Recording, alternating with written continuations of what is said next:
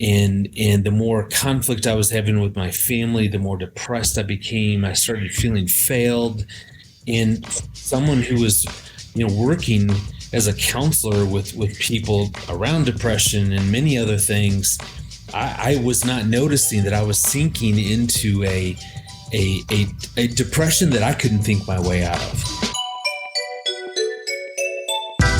Welcome, friend. This is the Nook Podcast. My name is Steven, and it is such an honor to have you listening today. The soundbite that you just heard was the voice of Dr. Greg Smalley. He has more letters after his name than anyone that I know personally, most of which represent multiple levels of education in counseling and psychology. Bottom line, he is super smart, and he was smart enough to marry my amazing sister. Yep, he is my brother-in-law. He is also the Vice President of Marriage and Family Development at Focus on the Family. I am so grateful to be able to add his voice to this June Gloom series, talking about various angles of depression. I hope that you are learning something in this series. I just received a message from a listener this past week saying that she is learning so much from this set of shows. And frankly, I'm not sure if I could get a better compliment in a series like this. If you would like to drop me a note, my email address is steven@nookpodcast.com. That address is always in the show notes, along with a link to Buy Me a Coffee, which is just a simple and secure way for you to support this show financially.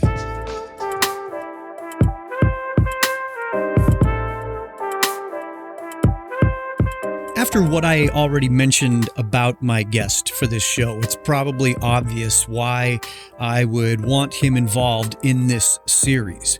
What might surprise you is that he also goes pretty deep with his own struggles with some very dark times in his life. We get into what depression means in a very medical and biological way, which is really good for you to know, as well as what it looks like when one spouse in a marriage is dealing with depression. How does the other spouse deal with that? There is a lot to unpack here, so let's get to it. Settle in for this very in-depth conversation with Dr. Greg Smalley.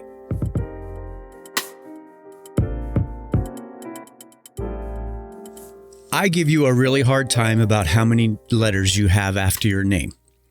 We know that you did a whole lot of schooling. Within that stuff, can we get into the biology at all of depression? And I realize even just by asking you that question, I have to just go by my own research of how little is still known.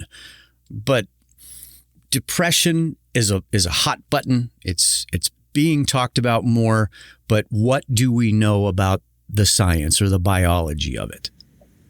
Yeah, definitely. There are people who will have that in a cyclical way, to where certain seasons, rather that's the fall or the winter, there could be have been a huge loss that triggers every year depression for someone.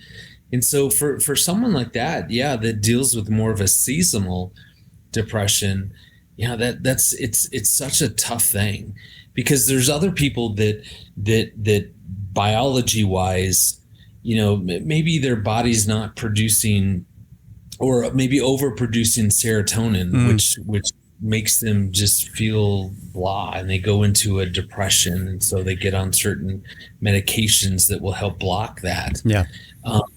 But there's clearly such a biological component of this, which is sad that some people then discredit that. And well, if you just did more praying, if you just think your way out of this, and miss the importance of going to see a psychiatrist or a medical doctor to really understand what's going on within your body.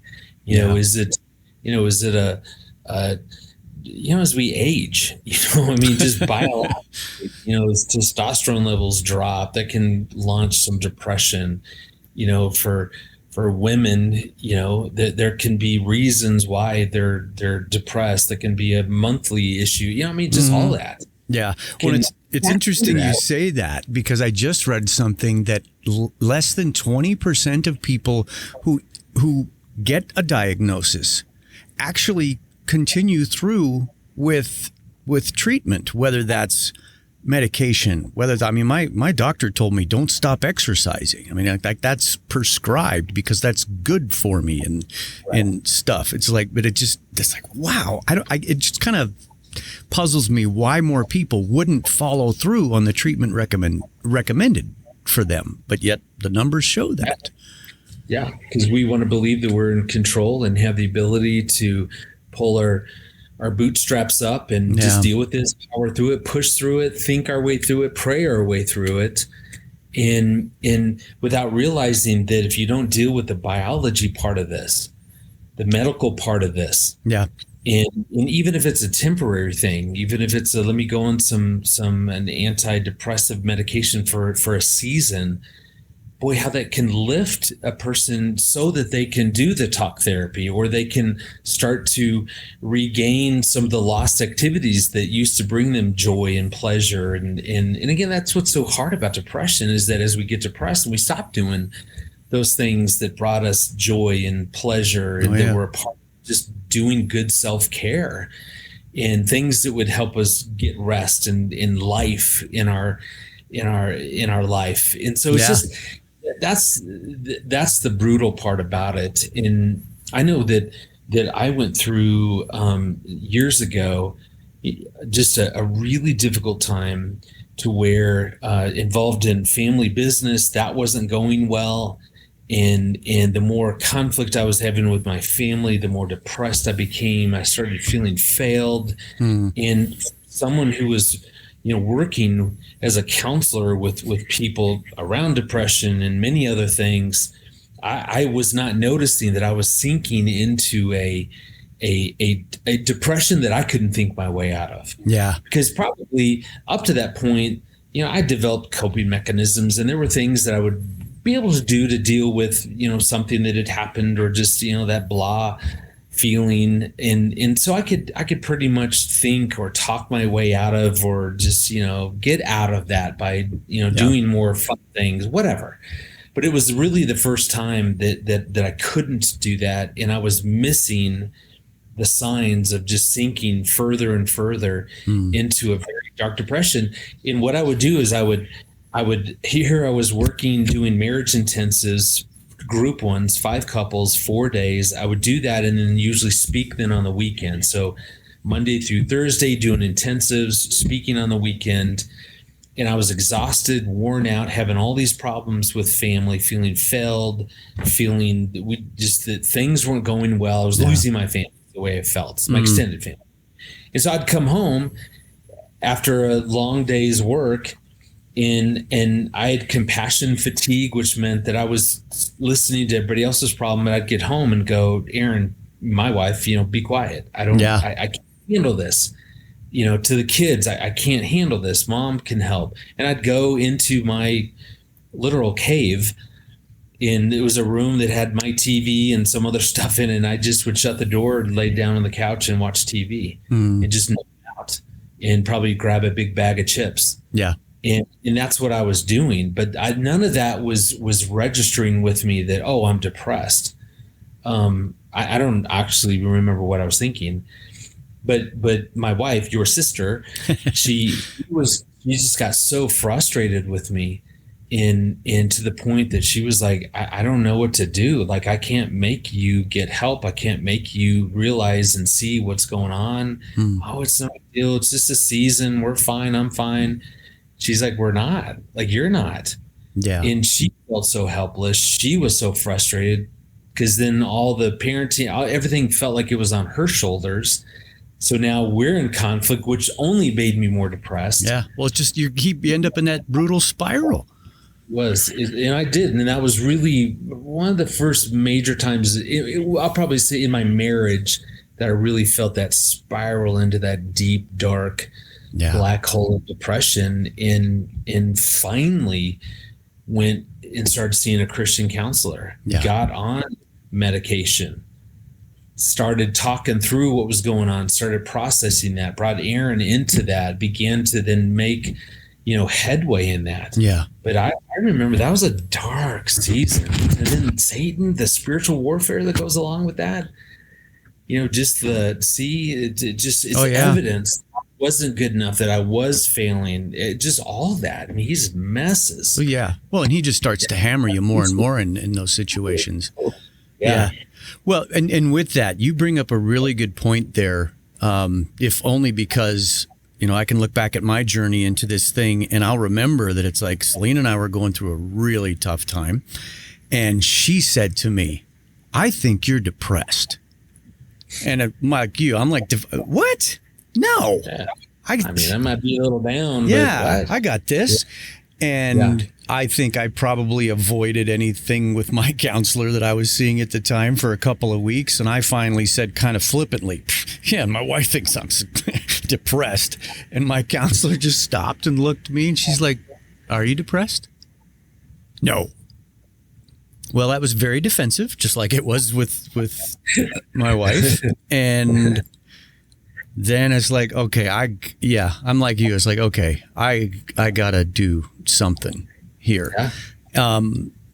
Depression, you do plenty of work in the marriage space. I have to imagine that something like this comes up with a spouse in a marriage, that it's got to add unbelievable stress and strain to a marriage that may have already been having some trouble, and you throw in an element like this, that whether that's a DNA thing that somebody was born with or however it comes to be in a person. Yeah. I'm just curious with somebody like you who works with couples, who works in that marriage space, how is there a way that does this become like okay, well, hold on, we got to deal with this thing before we can get onto the marriage part of it? Just curious where you land in those instances. Yeah. Yeah. I mean, we always have to factor in, where is that person in terms of anxiety, depression? Is there something else going on? What's contributing to the challenges that they're going through? Mm. So routinely when we're working with couples, it's recognizing and calling that out, like your counselor did, going, man, you seem depressed. What I'm hearing would be evidence of someone who's depressed. Like, talk about it. And the other spouse was like, oh, thank you. Fine. Like, finally.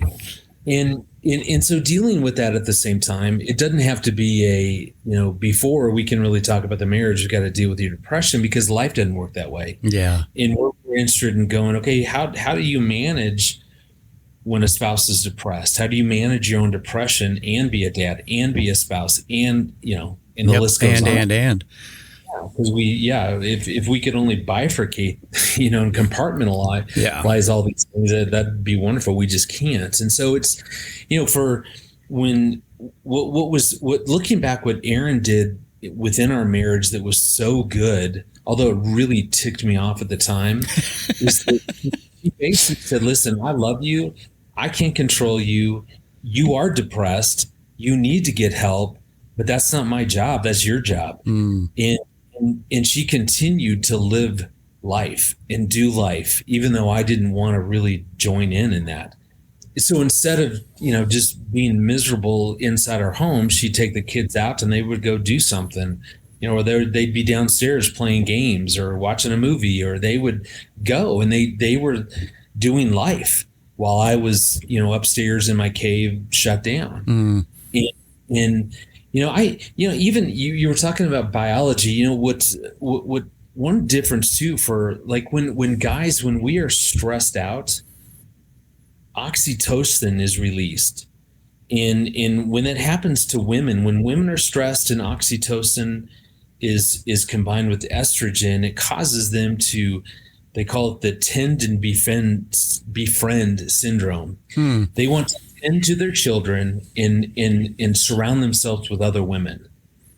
When guys get stressed, in oxytocin is mixed with testosterone, it causes us to want to isolate and go into the cave. And so, dude, you just blew my mind. Wow. I mean, it was so helpful to begin to understand that. And it was helpful for Aaron too, because for her, when she's stressed, she wants to go and be with our kids, go and be around others, especially other women. And the last thing on earth I want to do is be around people. I want to go down into the cave and Mm. isolate and just be shut down. Wow. And it's not healthy. I'm just saying Yeah. but that was really good to understand that as a guy, that as I was stressed, as I was overwhelmed, as the external family stuff mounted, the more and more just biologically I was being driven into the cave.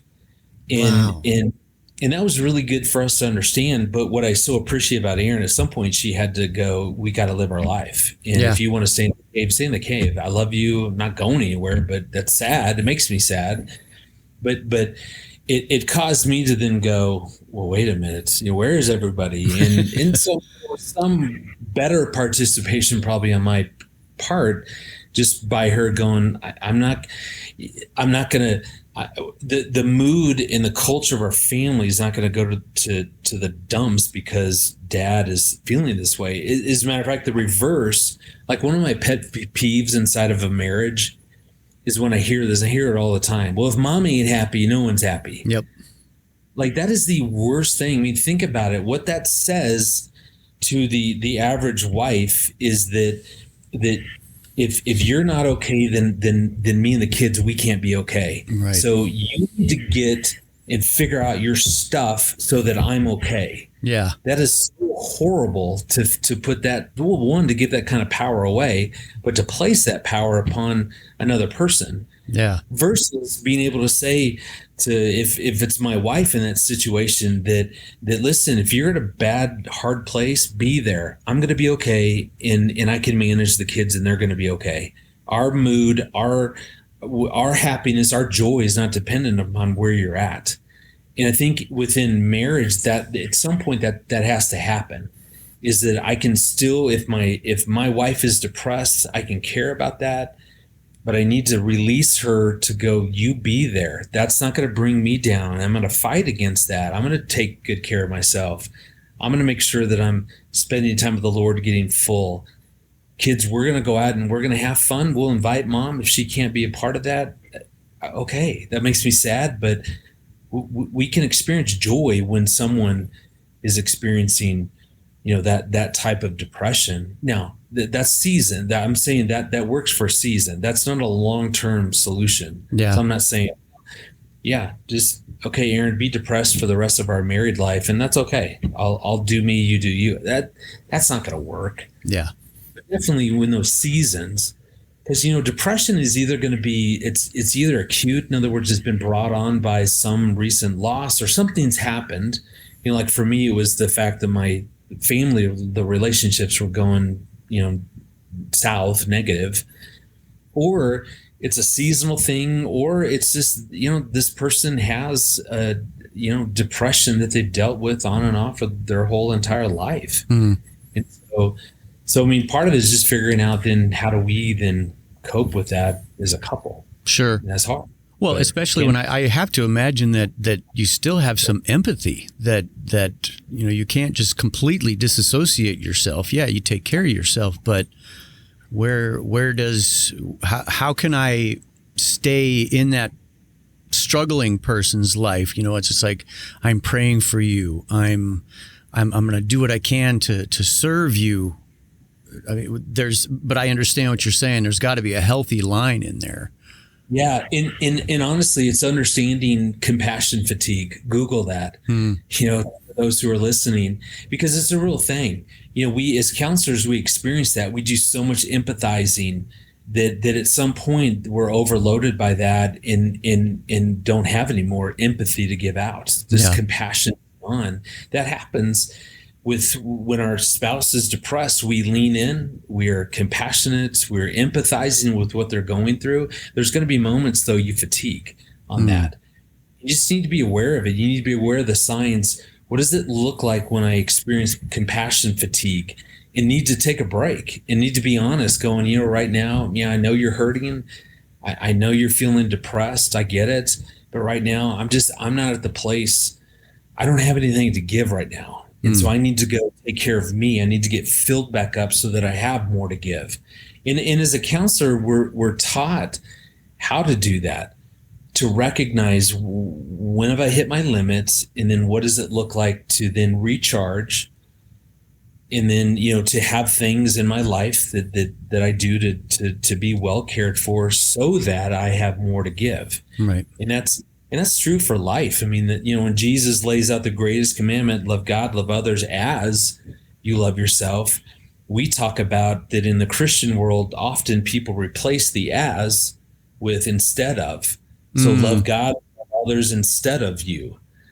And we see that constantly. We just see people give and give and give and give, and they don't know how to recharge. They don't know how to get full again so that they have more to give out. And when we're empty, we then resent. So in a marriage, when one spouse is depressed, and I've given and I've given and I'm managing everything while they're depressed, and I've been compassionate, and then I hit that fatigue, if I don't know how to truly be well cared for as an individual through that, then I resent that person.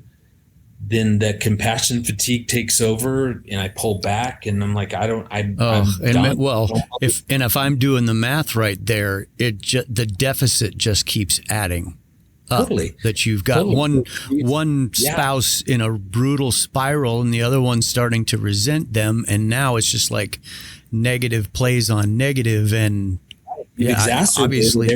Oh gosh, yeah, great point. Which is why for Erin, when I was super depressed, she was doing a great job of she identified what does she need to do to take good care of herself. That's not my job, nor is it her job to take care of me. That's my job. I wasn't doing that job. That led and added to the depression. But she did. Yeah, she would exercise. She would go out and have coffee and things with friends. And she was doing a variety of things that was really helping her to recharge and to stay full, so that she did have more to give, not just to the kids, but to me. But there were definite times that she like, I don't want to deal with you. Compassion fatigue. So I wish we could call that out in the midst of all this. Seriously. Part of the conversation, just to go, I'm with you. So I'm with you till the end. But right now I'm empty and I don't have anything to give. So I'm going to go take care of me, and I'm going to get full. Wow. And go off and do that. Even if your spouse is freaked out by that, that's our job. God's given us that job to make sure we're well cared for and have his love in abundance so we can give it out. Right. That we've got to do that job. And when a spouse is depressed, it's hard to do that. Yeah. Well, especially if and if I'm empty, I don't have anything left to give, whether it's compassion, empathy, service. Right. All of it. Yeah. Wow. Okay. Well, I'm still thinking back to what you said about the chemical combinations there. Honestly, that's more than I thought we would be able to get to in the biological side of it. You've also touched on the consequential type of things that can send someone into depression. Good grief, there's got to be a list as long as your arm about the things that can literally be that launch into I was doing fine until such and such happened. Is it critical for you to be able to identify those types of things for a person when you are in those counseling situations to try to figure out, well, where did this thing go sideways? Yeah. You remember, let's go old school for a second. So okay. Rocky 3. Remember Rocky 3, Rocky's fighting Clubber Lang with the guy with the mohawk. Yep. So remember he loses, and then Apollo Creed comes in to train him. And then there's this powerful scene on the beach where Apollo Creed and Rocky are racing on the sand, and finally Rocky just kind of gives up, and Apollo yells at him, we're done. And Rocky kind of walks down by the beach, and Adrian, his wife, follows him. What if I don't believe that's it? He's finished. It's over. That's it. That's not it! That is it! Why don't you tell me the truth? What are you putting me through, Adrian? You want to know the truth? The truth is I don't want to lose what I got. In the beginning, I didn't care about what happened to me. I go in the ring, I get busted up. I didn't care. But now there's you, there's the kid. I don't want to lose what I got. What do we have that can't be replaced? What? A house. We got cars. We got money. We got everything but the truth. What's the truth? I'm afraid, all right? You want to hear me say it? You want to break me down? All right, I'm afraid. For the first time in my life, I'm afraid. He was afraid because he had gotten so beat up, and so he's afraid to get back in. Yep. And what's so interesting, why I'm bringing this up, is the moment that he put a name to what was really going on down deep, you literally see him just, he relaxed. His whole demeanor changed. He went from agitated and to all of a sudden just there was a calming that washed over him. And what we know biologically is that when we're going through really hard times, that our amygdala, so it's just part in the back part of our brain, little walnut size, that our amygdala controls the fight or flight center. So when horrible things happen to us, or when something happens to us that's triggered, well, our amygdala processes information way faster than the rational part of your brain does. So it hijacks that information and sends you into fight or flight mode. But simply putting a name to how you feel, they've done brain scans to where when a person is all upset and then they say the emotion, you can see a heat map going from their amygdala to their prefrontal cortex is where we make good rational decisions. So that literally happened to Rocky. He acknowledges the fear. It takes all that out of his amygdala, puts it into the rational part of his brain, and then they were able to talk through and figure out what was next. And of course, he goes on to win, which I wish was real life. But the point being, all that to say is that when that something's driving the depression, certainly it can be a seasonal thing. It can be a part of our biology to where we're just prone to be depressed, but it could be something that's happened to us. Mm-hmm. It could be a loss. In just the other day, so in my life right now, so I have been feeling very overwhelmed. Life feels very chaotic. Yeah. I have been very critical. I've had a very short fuse at home. So I have not exploded. That's not really my nature, but I've certainly snipped at family members. And so finally, Erin, your sister, she's like, what is going on? Just something's going on. I'm like, yeah, I'm just, and it was only yesterday morning, I get this text from your sister, my wife, saying, she thanked me for being a good provider and just saying, man, I know you've been stressed, and I just thank you for going to work. Thank you for providing. Thank you for handling budgets. And I'm reading this sitting right here, right at my desk here at Focus on the Family, weeping, going, what is happening? Like, what's wrong with me? Like, why? I mean, I'd love to be affirmed, and I'm so grateful she affirmed me, but it stirred something up. I called her and I said, I'm crying reading your text. She's like, why? What's going on? And it was like instantly, kind of like Rocky and Adrian, what's the truth? And I said, what actually, what's going on for me is that I feel like I'm losing my daughter. My middle daughter, Murphy, is getting married in 1 week.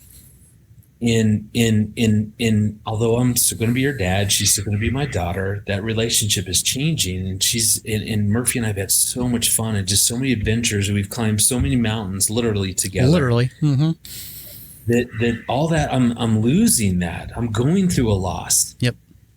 And it launched me into depression. It launched me into being very hypersensitive and more reactive. And as other things were going on, it just, I was feeling depressed. But that loss, because all it is, I'm losing. The loss is that I'm going from this season. This chapter is closing for me. Yep.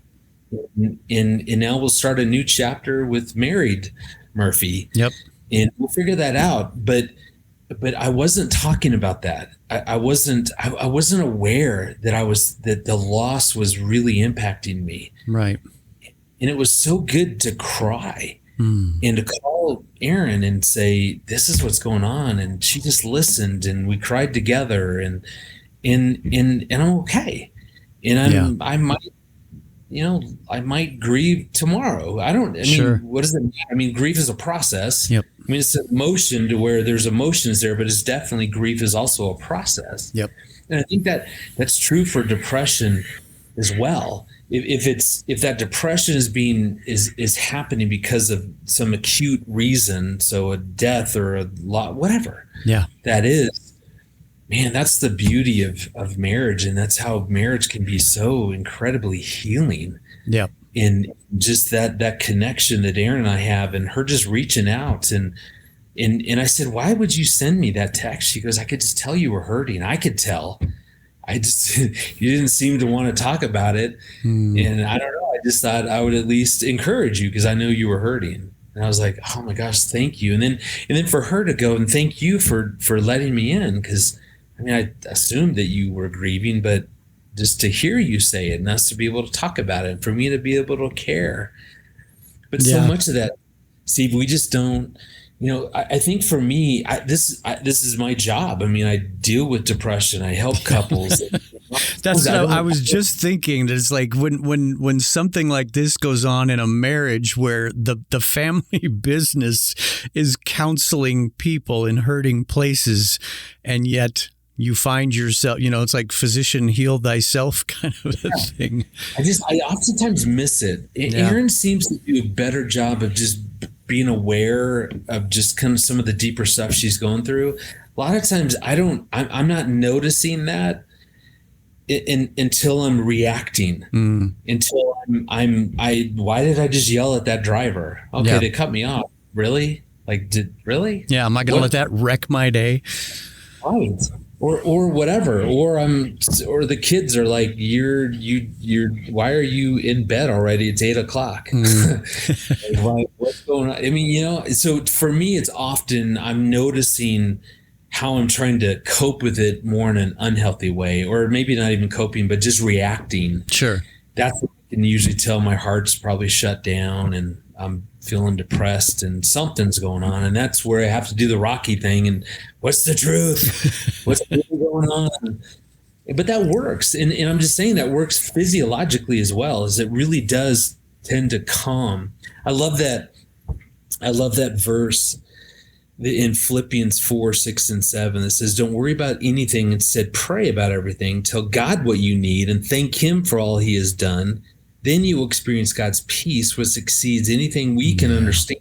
And then his peace will guard your hearts and minds. And as we identify and call out, I'm feeling failed. I'm feeling, that I'm losing my daughter. I'm feeling whatever. Yeah. That sorrow, whatever the feeling is, it does have a way. God uses that as a way to begin to provide peace and a calmness. It's not solving anything, but it's definitely a part of just the grieving process, or even dealing with depression is become aware of what's really going on for us. Yeah, but and what I love what you said there, because I truly believe this, because while on one hand I think we can acknowledge that the Big C Church has failed a little bit in this arena, why don't you just pray more?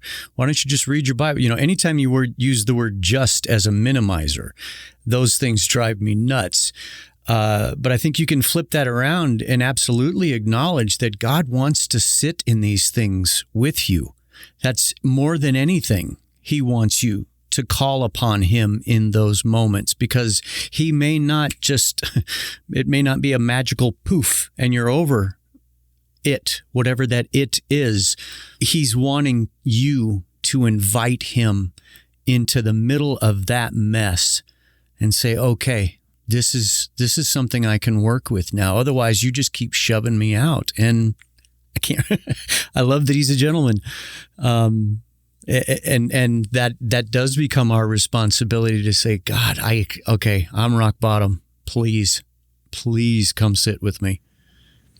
And then God's going to use a physician to prescribe medication. God's Yep. going to use a Christian counselor. God's going to use friends and other things, exercise and eating well. I mean, all that combined, Yeah. that's treating the whole person. In many ways, the parallel to this is we see like in sex addiction, how oftentimes, so let's say it's a pornography addiction. Well, if you just get, a better filter on your phone, if you Yeah. can just Get an accountability partner.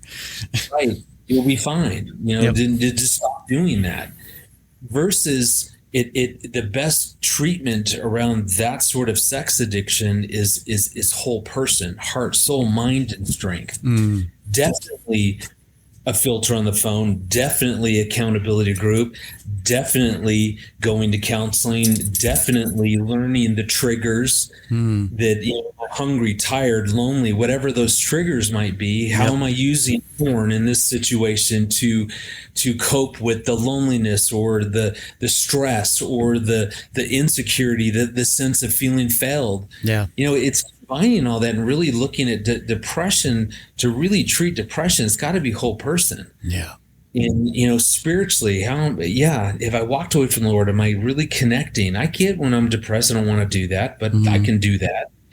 How am I tending to my body, getting that medication, doing the exercise, starting to do those activities again that provided joy and pleasure in my life? How am I turning to relationships mentally? Am I learning coping mechanisms? And emotionally, am I identifying some triggers and deeper, all that working together that's the right kind of treatment. Yeah.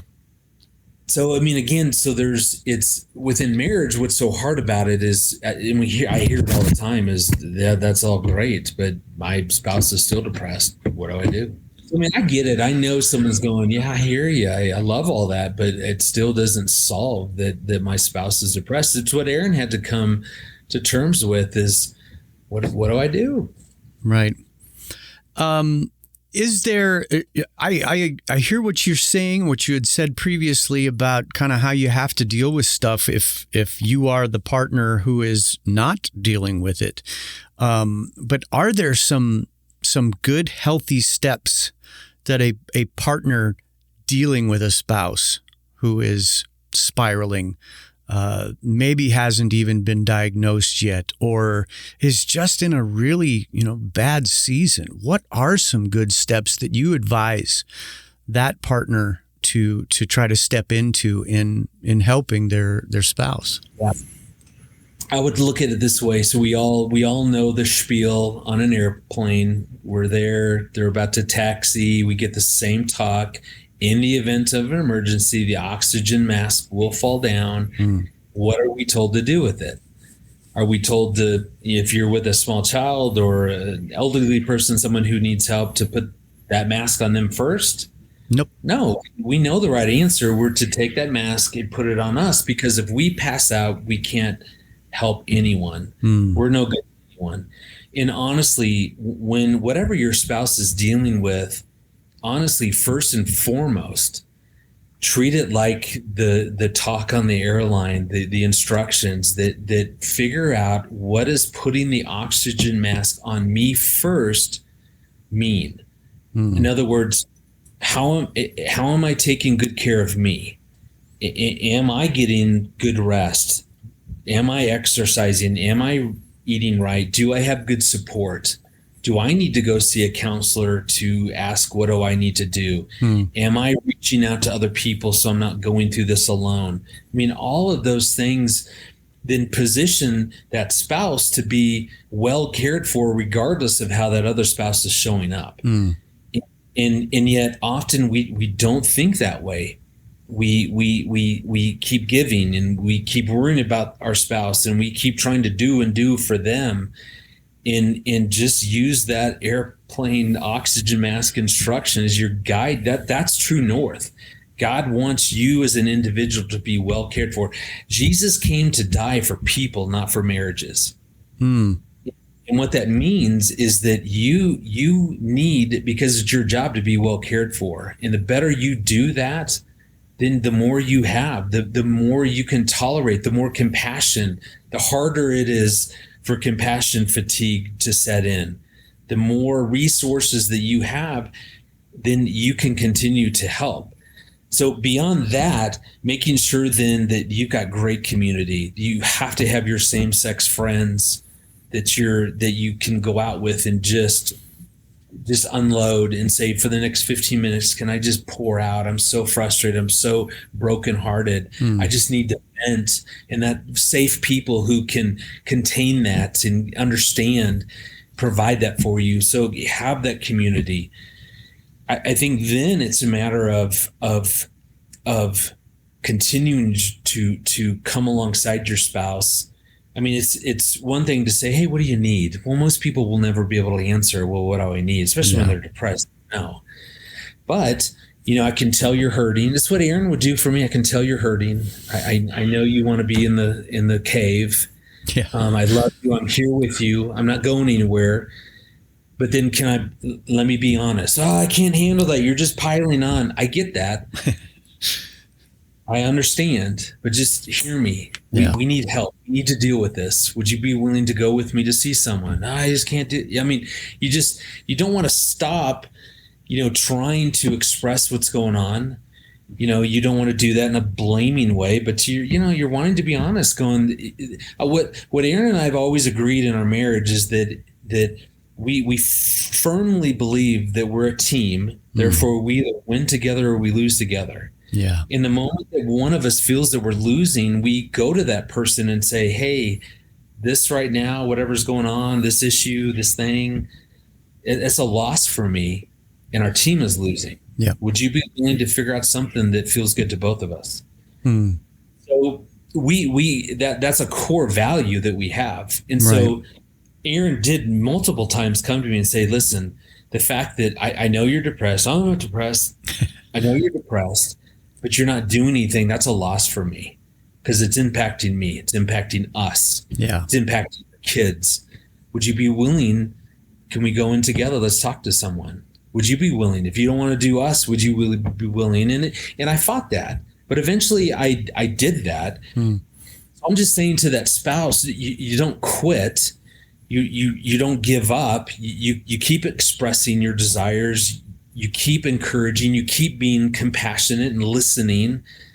And then you keep going back to the well and getting full and getting more and making sure that you're well cared for. And I think that's the formula. A well cared for spouse can continue to come alongside that spouse that's hurting. There's so much good help out there. Yeah. There's good Christian counselors, and there's so many good programs, and there's great medication. The help is there. I hate to see a marriage break apart because someone wouldn't get help for a mental illness, whether that's depression or whatever that illness be. It breaks my heart, but it does happen.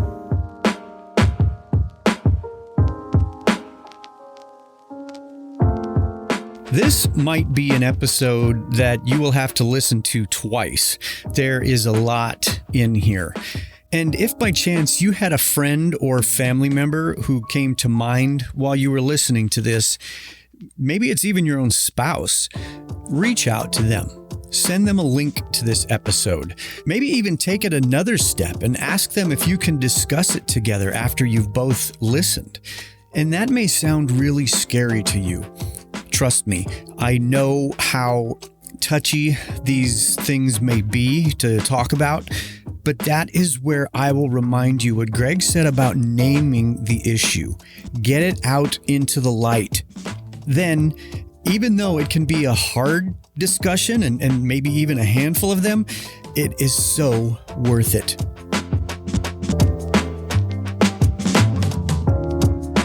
Dr. Greg Smalley has written a handful of books, even a few with my sister. There is a link in the show notes for those if you would like to look into that. And while you're in the show notes, I've also got a link to the Nook Facebook page and for my social media feeds. I would love to have you following along. Thank you for listening, and I will catch you here next time in the Nook.